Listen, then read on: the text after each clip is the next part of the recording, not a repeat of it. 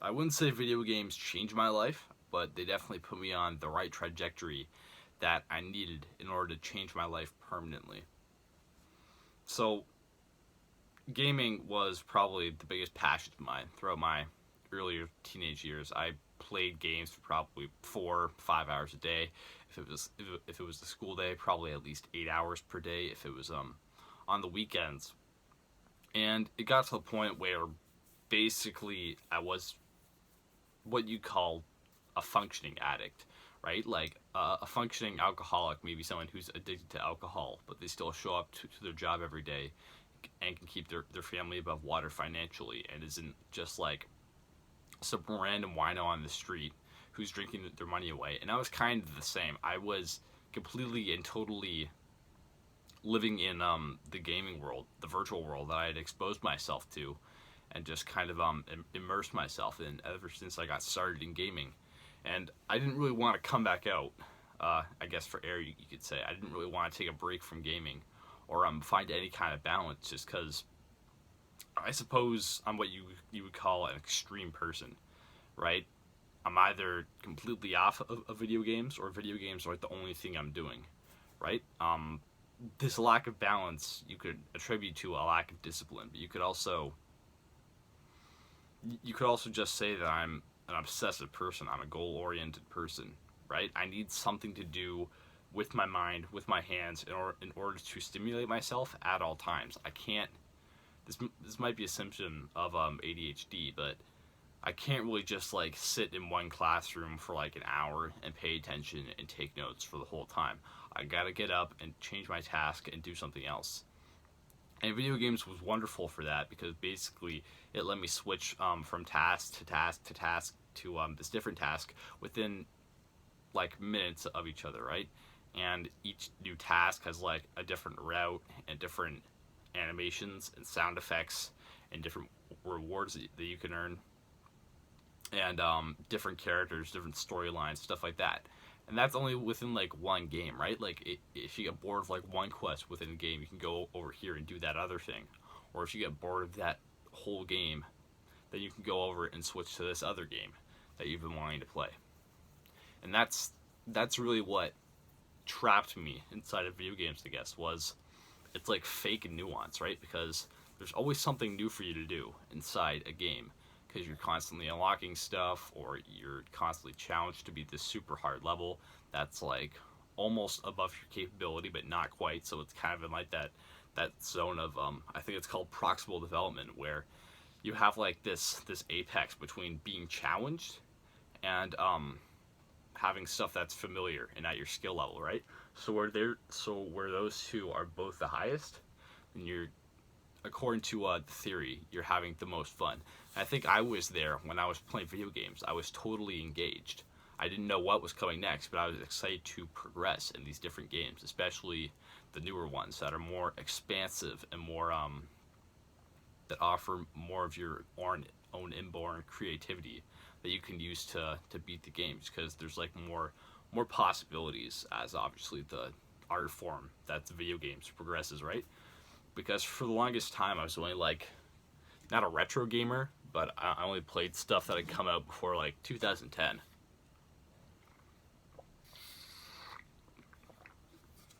So I was used to like, I don't know, 2D, 3D platformers, like basic RPGs. Yeah, basically just like retro stuff that you couldn't really use like a lot of your mind to overcome so much as it was just like skill based, like get past this obstacle and overcome this thing with this weapon and stuff like that. There wasn't a lot of strategy, but as I started playing newer and newer games that were more and more advanced, right? Then they started incorporating like strategy and story more into them. They become almost like interactive visual novels, and that higher level of not only like graphical quality, but like the ability that I had to interact with it just like sucked me in. It was, yeah, it was anything beyond like my wildest dreams, and because of that, it was like wildly addictive, more than the younger me could have ever anticipated video games to be. I thought it was just a fun thing that I could occupy myself with during quarantine, but it kind of grabbed hold of my life during that period, and it didn't really let go. So yeah, that's where I was in before I decided to start quitting video games. And this video, obviously 5 minutes in, it's about how quitting video games helped me realize my potential, and all that stuff that I said before about how I like to do stuff and what I was drawn to really ties into helping me maximize my potential, because I only realized that stuff about myself when I started trying to quit video games, right? So video games help me become more self-aware, but I'll talk about that later, like self-aware in a good way, but that's coming up. So quitting video games is not a pleasant affair. I can attest to that. I tried it many times before I succeeded. It's basically it's not. I don't know what heroin withdrawal feels like, but I imagine it's something like that, where your body is just like screaming at you to do this bad habit again, to shoot up that heroin, to play that video game again, and you just have to say no. It's just like a sheer force of willpower for, I'd say, the first 48 hours at least. And then after that, you have to deal with like these regular cravings that keep like coming back and coming back and coming back, and basically that just harass you to start playing the game again, and you have to say no. So yeah, quitting isn't pleasant. It's not easy, but once you have successfully done it, it offers you basically this cold dose of reality, right? Once you log off of that game for 24, 48 hours, you start to begin like returning to kind of your normal dopamine levels. That's what I experienced once I was off of the game for like a day or two. I started getting more aware of my own physical surroundings, of the world in general, of the birds on the trees, the leaves, just like different details in nature that I kind of dismissed before. I just kind of saw it all as like one mass of just like outside stuff that didn't really concern me. But when I got off of video games, I became more aware of people's facial expressions, their emotions, what their words meant, what message they're trying to get across that they weren't actually revealing to me, right? I was able to read people more, basically. And yeah, I started appreciating nature and reality, and like different forms of art even for what they were. And certain withdrawal symptoms, like I've talked about already, with your body wanting to relapse, also come with withdrawing from video games. But that can also include like social anxiety, right? There's less of a barrier now between you and people now that you've quit video games. So social anxiety can become a very prevalent thing if you weren't regularly exposed to people in person before you started quitting video games, which I was not in the slightest. So my social anxiety basically just like racked up to maybe, I don't know, 150% of what it used to be, because I had to like regularly look people in the face and talk to them now, because I quit video games and I was starting to take my actual real life seriously. So you can see here that like taking responsibility is actually, while it's an awesome thing, I've also found it to be a scary thing at times. It offers some kind of uncertainty that gets introduced into your life, is what I find. And while that can frighten people, while that can make you anxious maybe, it's also very freeing, because then you know that like your success in life, any accomplishments that you make in life are up to you, and they can also be accredited to you, which is honestly pretty awesome if you start to think about it. Now that you don't have to, now that you know that you don't have to depend on other people for your accomplishments in life, that you can get stuff done yourself, right? Once you pull yourself out of the hole that is video games, you begin to realize that you can get yourself out of any rut, that you can quit any addiction. And hopefully you don't use that as an excuse like I did to get addicted to other things, but you see it as something to empower you to start taking responsibility for yourself and your life. And that's what I did eventually. This is all just stuff that I've realized as I kept going down the road of trying to quit gaming and successfully doing it and trying to take responsibility for my life.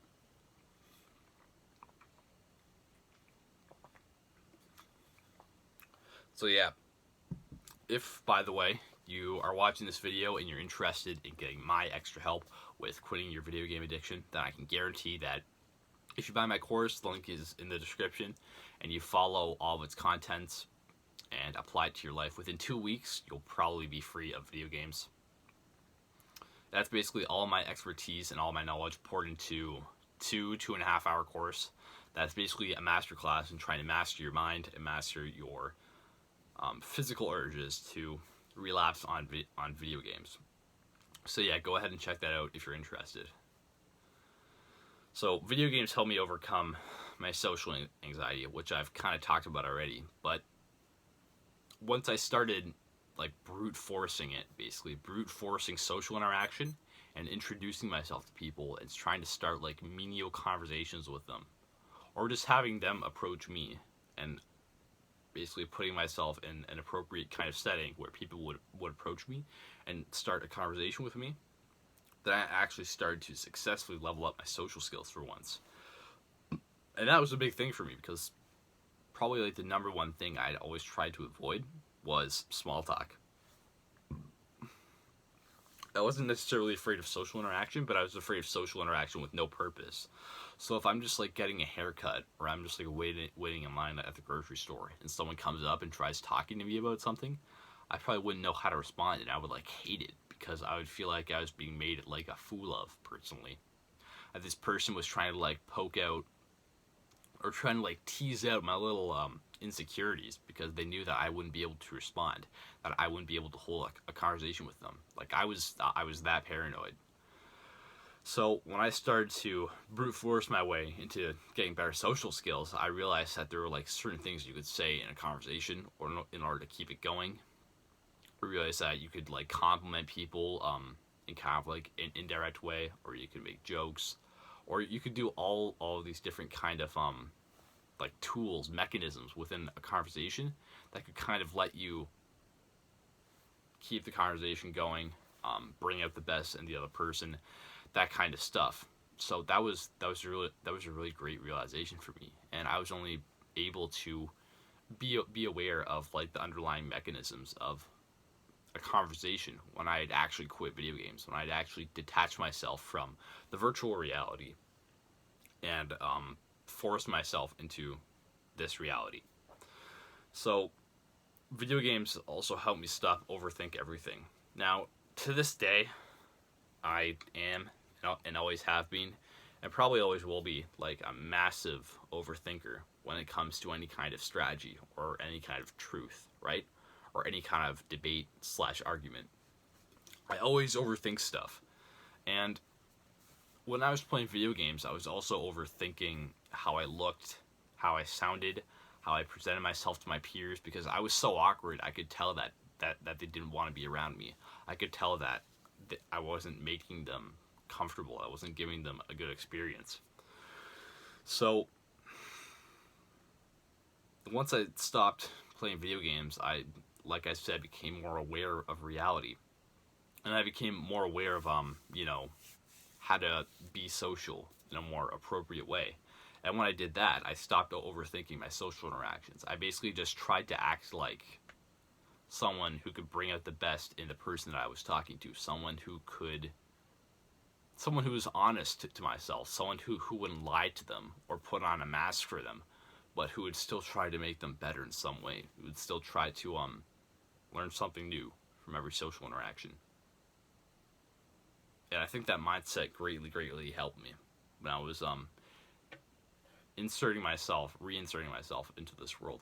But yeah, so it helped stop me from quitting video games, helped me stop overthinking my decisions in the classroom when it came to grades.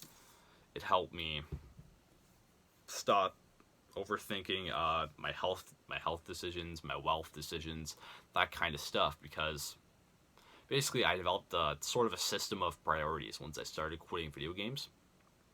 Because when I was playing video games, all of my attention and effort within a day, about 90% of it was devoted towards playing video games. And I really didn't feel like I had the time or the effort or the energy to really care about anything else, to really plan for anything else.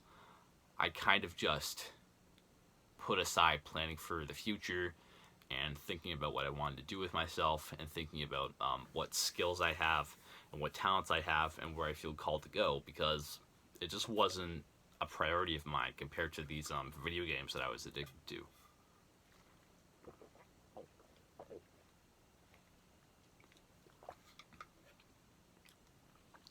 So essentially, quitting gaming helped me reprioritize my life. And so before I quit video games, I was very vain. I was pretty much a materialistic person. I was obsessed with wealth and looks and basically like skills that made people look good. I thought that those kind of things determined the worth of a person. If you asked me that like in person before I quit video games while I was still a gamer, I would have said no. I'm not materialistic. I believe that like this and that thing determines a person's worth.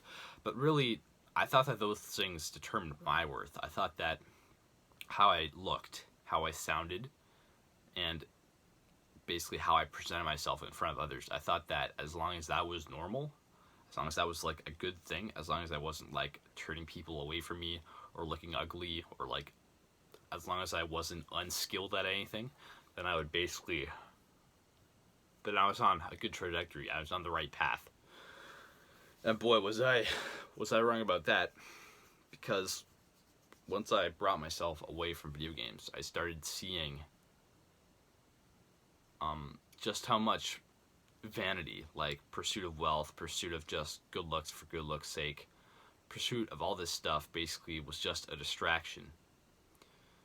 I was brought back to looking at people's underlying qualities and habits and values to determine whether I wanted to hang around them or not, to depend whether they were worth my time or not, which sounds kind of cruel in and of itself, but yeah, quitting gaming also helped me realize that sacrifices have to be made along the way in order to improve your social interactions and to basically just improve my my lot in life, whatever that might be at this current stage. So I also focused a lot on grades before I quit gaming. I was basically just like a total nerd. All I would do is focus on my grades and video games. And often video games came first when I came home from school and I had homework to do and I had a test to study for tomorrow. Yeah. And I would obsess over grades in the classroom, and then I would slowly transition to obsession over gaming when I got home. And I basically had like this like limiting belief that as long as I kept my grades high, then I could basically just be a degenerate in every other part of life, from my health to my wealth to fitness, relationships, stuff like that. I basically didn't really have to try in anything, because I knew that if I kept my grades high, then I could just become rich and become like a lawyer or something, and then I could just like sit back and relax once I had passed my bar exam and gotten a job at like a good firm, and then I could basically just show up to work for 9 to 5 every day, and then go home and then just be lonely and play video games and be happy forever and ever and ever. And that was basically my ideal life as a gamer. Just get a cushy job with my good grades, and then play video games for the rest of my life, because that's what I really like to do. And that was super ignorant of me. That was totally wrong. And if I could go back in time and like slap myself in the face for that, I probably would. Because that was really stupid for a number of reasons. One of them being that good grades doesn't determine a high income in the future. It's more like how much risk you're willing to take, how much you're willing to sacrifice in order to see your vision come into reality, what your connections are, how much can you network, how are your speaking skills, stuff like that. That's really going to help you move the needle in terms of your career. So, yeah, quitting gaming helped me pull myself away from grades, because I realized that they weren't important. Because I'd actually looked into like, okay, well, how do you achieve success? How do you get this and that thing in life, right?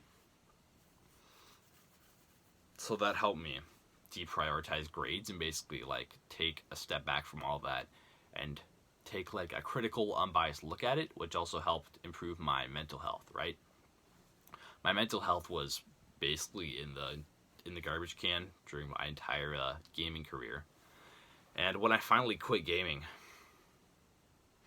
I realized it was time to start reprioritizing my mental health, because all the people that I listened to online who were telling me to quit, how to quit video games, were also prioritizing their mental health. And it made sense to me, like, how a person with bad mental health would try and cope with their shitty situation by playing video games. And if you're one of those people, then my heart goes out to you, because I was in that situation before.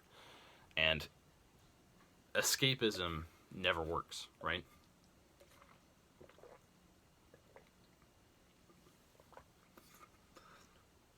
And this whole video is about escapism, basically, from reality.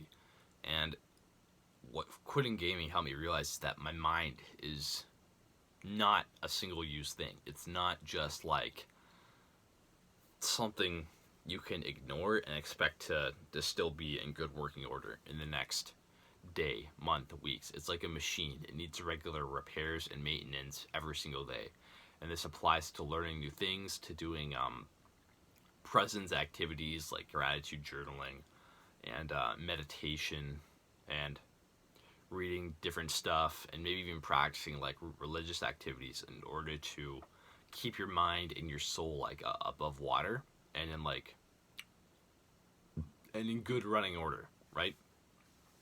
So you can think of all those different practices as kind of like keeping a machine in good order, keeping it working, keeping all of its wheels greased and stuff like that. So I also started prioritizing fitness. I obviously started at the gym. I started lifting, doing all that kind of stuff. I realized just how important relationships were to me once I got off of video games. I'm saying that for like the 10th time in this video. But honestly, once I quit, I realized just how important my relationship with my family was, with my parents, with my siblings, with my grandparents, with my aunts and my uncles and my cousins, and all that kind of stuff, because you only really get one family, one nuclear family that you're related to by blood throughout your entire life, and it's kind of your responsibility to take care of your relationship to them, because someday they might not be here anymore, and you want to know what kind of impact you're gonna leave behind on people, because that's really the only lasting impact you can find is that you can change people's character, right? So I also started planning for the future and like being more of like a future thinking person with initiative once I quit video games, because I realized that my life wasn't going to slow down anytime sooner. My life wasn't going to just like magically stop and I would have reached the end when I was like 16 or 17. I still had a very, very long way to go, probably at least like 80 years or more, given current scientific advancements. And yeah, so given that logic, I realized, why not just plan for my future? Why not start making sacrifices so that my future self can maybe live a better life than I'm currently in? You know, build status, build brand, build wealth, build health, build certain habits that are going to help me live longer and live happier and live with a higher quality of life, stuff like that. And I also realized that this is the last insight to this video, but I realized that there's kind of a positive feedback loop of good habits, right? Good habits and accomplishments kind of fuel your want to do each other, right? That probably doesn't make a lot of sense, but what I mean is that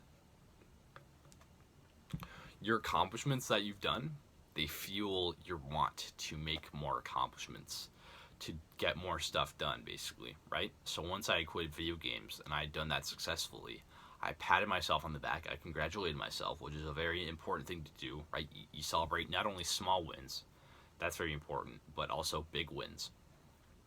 So once I'd achieved that big win, then I started looking into getting into the gym, pursuing these other things that are related to accomplishments, right? Like reading books within a certain amount of time, learning languages, that kind of stuff. So that's the last insight I have for this video, is that your positive, or at least for me personally, my accomplishments kind of start my want to do more accomplishments, right? So the more accomplishments I do, then the more potential and drive and energy for success that I have, right? So that's a good motivational piece. That's a good thing that you can use for building motivation and stuff like that. So yeah, that's pretty much it for this video. I hope you liked it. I hope that you found some good value in it from my experience. If you like this video, go ahead and like and subscribe and share this video if you feel like it. Leave a comment if you have any questions or comments about this video. And yeah, I'll see you later.